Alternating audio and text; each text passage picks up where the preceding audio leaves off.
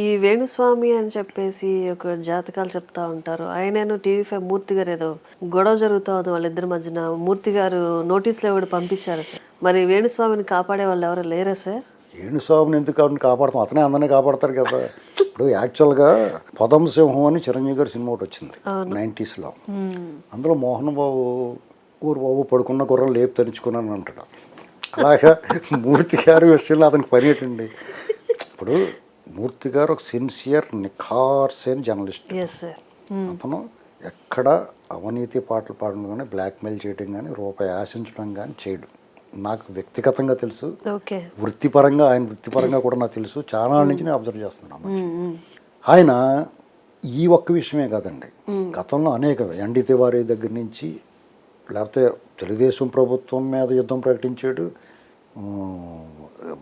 రాష్ట్ర విభజన అప్పుడు మాట్లాడాడు, న్యాయం గురించి, ప్రజాస్వామ్యం గురించి, హక్కుల గురించి మాట్లాడతాడు. అతను ఒక జర్నలిస్ట్కి ఉండాల్సిన పూర్తి స్థాయి లక్షణాలతో మాట్లాడతాడు. అతను ఒక జర్నలిస్ట్ ఏం చేయగలడో అది చేస్తాడు.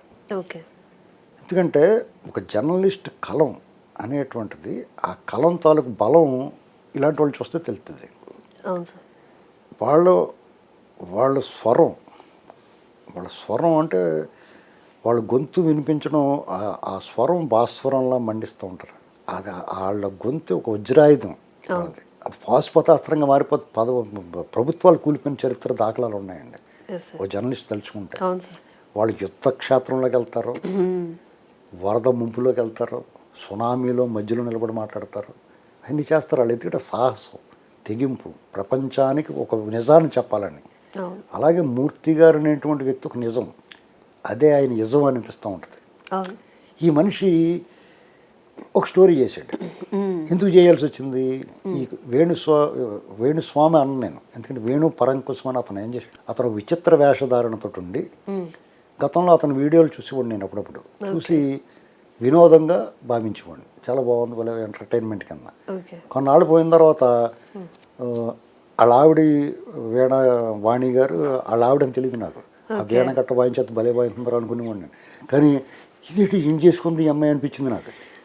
మొన్న మూర్తి గారు నాకేమనిపించిందంటే, ఇదేంటి ఈ అమ్మాయి ఏం చేసుకుంది ఎట్రా బాబు అనుకున్నాను నేను. సర్లే ప్రేమ గుడ్డిది అలాంటివి ఉంటాయి కదా, అలాగే ఏదో పడి ఉంటారులే అనుకున్న తర్వాత, సరే ఏదో పడింది, ఇంకా వాళ్ళకి మనం అంతవరకు మాట్లాడగలం కానీ వాళ్ళ వ్యక్తిగత జీవితం గురించి మనం మాట్లాడకూడదు.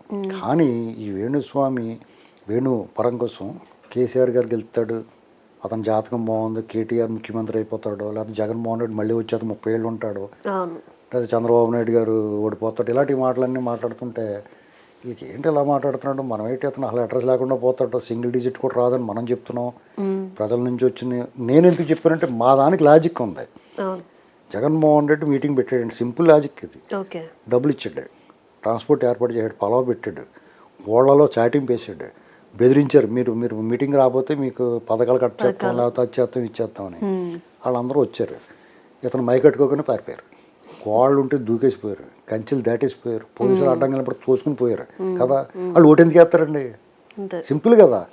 అది తెలియకుండా వీళ్ళు జాతకం చక్రం ఇది బాగుంది ఇలాంటి అంటే, ఇది ఎట్లా ఇలా చెప్తున్నాను అనుకున్నాను నేను. కొంచెం చిరాకు వస్తుంది, మోసం చేస్తున్నారు ప్రజలు అనిపిస్తుంది. అయితే డబ్బులు తీసుకుని చెప్తున్నారేమో, వాళ్ళు చెప్పించుకుంటున్నారేమో, అంతవరకు ఓకే. కానీ ఒక సినీ సెలబ్రిటీలు ఏదైనా పెళ్లి చేసుకుంటే వాళ్ళు నిశ్చితార్థం అని ఏదో ప్రకటిస్తే వీళ్ళు రేపు విడిపోతారని పని కట్టుకుని ఇతను ఎవడు చేయమన్నాడు? ఇతను ఎంత తప్పు కదా అది, సమాజంలో తప్పు కదా అది. ఒక శుభకార్యం సంబంధించిన అపశకునం పలకటం అనేటువంటిది మన వాళ్ళు ఎవరు స్వీకరించరు దాన్ని. ఇది శృతి మించి రాగాన పడుతుంది, ఇది కరెక్ట్గా లేదు అని ఇతని గురించి ఇంకో జ్యోతిష్కుడు ఎవరి గురించో మూర్తి గారు ఒక షో చేశాడు. చేసిన తర్వాత ఇతను ఓరు మన తేడా వస్తుందరా, మనం ఎలా ఇంకేం మాట్లాడకూడదు అనుకుంటే అది ఓకే. దానికి కౌంటర్ ఇవ్వటము, లేకపోతే ఇదిగో 5 కోట్లు దొబ్బి మా దగ్గర అడిగాడని చెప్పడం అనేటువంటి, అసలు అది ఇంకొకటి గురించి చెప్తే ఎవడన్నా నమ్ముతాడేమో, ఈ విధంగా అసలు చెప్పకూడదు. వాళ్ళు చేయాల్సిన పని అంటే పైన కింద ముసు కూర్చోవాలి, మాట్లాడకూడదు. ఎన్నాళ్ళు ఉంటుంది, ఇంకో 2 రోజులు చేస్తాడు, వదిలేస్తాడు. వీళ్ళ పని ఒక నెలలాగా మళ్ళీ వీళ్ళ పని మొదలెట్టుకోవచ్చు. వీళ్ళ వ్యూవర్షిప్ ఉంటుంది. ప్రజలకి అసలు పనికిరాని వీడియోలు చూడటం అనేటువంటి ప్రజలకి అలవాటైపోయింది. ఇప్పుడు మీకు మంచి పాట చెప్తాను, వాళ్ళు నేర్పిస్తాను, గుణింతాలు నేర్పిస్తానని పెట్టారు ఇంకో వీడియో, ఎవడో చూడ్డా. ఆడిని తిట్టి ఈయన తిట్టి ఆడేదో ఈడేది వాడినాం అనుకోండి, 1,00,000 మంది చూస్తారు. అవును సార్. అది అలవాటైపోయింది జనాలకి, అదో బలహీనత. అవును. ఈ పరిస్థితుల్లో అతనికి ఆదాయ మార్గాలు ఉన్నాయి, ప్రజలను మోసం చేయగలుగుతున్నాడు విజయవంతంగా. నేను మద్యము మాంసం అమ్ముడతాను, సిగరెట్ కలుపుతాను, పబ్బులు అవి నిర్వహిస్తాను అని చెప్పుకుని కూడా అతను జాతకాలు చెప్తుంటే వెళ్ళి అతని దగ్గర చెప్పించుకుంటున్నారు. అది ఎవడన్నా పిచ్చోడే. అయితే జ్యోతిష్ శాస్త్రం ఉందా లేదా అనేటువంటిది అది విశ్వాసానికి సంబంధించి. దానికి బేసిక్గా డెఫినెట్గా అది ఒక మంచి శాస్త్రం, దాన్ని అభ్యసించాలి, సాధన చేయాలి. ఓకే. అలాంటి వాళ్ళు ఉన్నారు. ఇప్పుడు మా ఊర్లో మా గురుగారు నుండి చిన్నప్పటి నుంచి తెలిసిన అతను, నాతో పాటు కలిసిమెలిసి పెరిగాడు అతను. నా వయసు వాడు, నాకు 2-4 ఏళ్ళు పెద్దోడు ఉంటాడు. మరల సీతారామయ్య శాస్త్రి అని ఒక ఆయన ఉన్నాడు.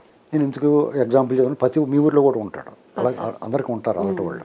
ఆయన చదువుకున్నాడు, వాళ్ళ పెద్దనాన్నగారు మహాపండితుడైతే ఆయన దగ్గరికి వెళ్ళి నేర్చుకున్నాడు, సాధన చేశాడు, వాక్శుద్ధి కలిగిన వాడు, స్వచ్ఛమైన ఉచ్చారణ కలిగిన వాడు, ముఖవచ్చు తేటగా నిర్మలంగా నిష్కల్మషమైన మనసుతో కలిగిన వాడు. అలాంటి వాళ్ళు చూస్తే ఒక మాట మాట్లాడితే అది జరిగినా జరగకపోయినా మనకు ఒక నమ్మకం, ఆశ కలుగుతుంది. అతను ఏం చెప్తాడు, నాకు ఎప్పుడో కష్టం వచ్చినప్పుడు వెళ్ళాను ఆయన. ఈ జాతకాల గురించి నమ్మకపోవడం గురించి ఆయన చెప్పింది ఏంటంటే, మీరు వెళ్తున్న దారిలో పాములు, ముళ్ళు, రాళ్ళు ఉంటాయి, అలాగే వెళ్ళక నువ్వు, ఆ రాళ్ళు అవి ఉన్నాయి అక్కడ అని చెప్తాం మేము. అంతే, దీనివల్ల నీకు ఏదో సడన్గా మేము చెప్పడం వల్ల మారిపోదు నీ జాతకం, జరగాల్సింది జరుగుద్ది. కానీ నువ్వు వెళ్ళేటప్పుడు ఈ దారి బాగోలేదండి, ఈ దారిలో వెళ్ళమని చెప్తారు. కొంతమంది చాలామంది సమాజ సేవకులు ఉంటారు, ఏమంటే అలాగే వెళ్ళకండి గోతులు ఉన్నాయని చెప్తారు మనకి, గుర్తుకున్నాను ఈడెవరో మనకి చెప్పాడని అలాగే వెళ్ళామని కాదు అందులో పడిపోతాం, అంతే కదా. అలాగే వెళ్ళి మనకు ఒక మార్గదర్శనం చేస్తారు. రాహువు కేతువుకు సంబంధించి శ్లోకాలు చదువుకోమన్నాడు, నేనే చదువుకున్నాను ఒక 20 ఏళ్ళ నుంచి. దానివల్ల బెనిఫిట్ ఉందా లేదా అనేది మన విశ్వాసం, నమ్మకంకి సంబంధించింది. నాకు అర్జెంటుగా పైనుంచి 2-3 హెలికాప్టర్ నుంచి పులిహార పొట్లాలు పడినట్టు డబ్బులు మూట ఏం పడలేదు నాకు. అయినా సరే ఇది చదువుకున్నాం కాబట్టి మనకి వెనకాల దేవుడు ఉంటాడులేనో ధైర్యం. ఇలాగా ఆ నమ్మకం కలిగించాలి తప్ప నువ్వు అర్జెంటుగా ఒక 50 కోట్లు పట్టుకుని ముఖ్యమంత్రి చేస్తానని చెప్పకూడదు కదా, అలాంటి మనం చేసేటట్టు. దాన్ని తప్పురా బాబు మీరు నమ్మకండి. ఇలాంటి దొంగ జోషుల వల్ల మంచి వాళ్ళు, పండితులు, సిద్ధాంతంగా వాళ్ళు చదువుకున్న వాళ్ళు, ఆ శాస్త్రాన్ని కాపాడేవాళ్ళు, ఆ వారసత్వాన్ని కొనసాగించే వాళ్ళకి నష్టం కలుగుతుంది. వాళ్ళు నిరాశ నిస్పృహలతో దాన్ని మానేస్తే మనకి మన వారసత్వం, మన సంపద, మన ఆధ్యాత్మిక సంపద మన దేశానికి అది మనకు అందకుండా పోతుంది తరాలకి. అది అందకుండా పోయింది. ఈ ప్రపంచంలోనే అత్యద్భుతమైన వైద్యం చేయగలిగిన దేశం ఉంది. ఆయుర్వేద వైద్యంలో మనకు సంపద అది కొలగొట్టబడింది. ఇవాళ దాన్ని కంటిన్యూ చేసి వాళ్ళు లేకుండా పోయింది. దాని మీద నమ్మకమే పోయింది మనకి.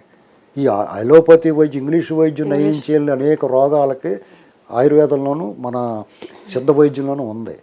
మన చేయగలిగే రాచపుండు, ఆకులు అలమలతోటి ఇప్పటికీ కూడా కొన్ని ఆకులు అలమలతోటి చేయగలుగుతారు కదా, దాన్ని కంటిన్యూ చేసి కూడా దాన్ని అవపోసన బట్టి జాతక చెప్పి కూడా లేకుండా పోయాడు మనకి. కారణం ఏంటి, రకరకాల ఇలాంటి వాళ్ళు ఫేక్ వచ్చాడు.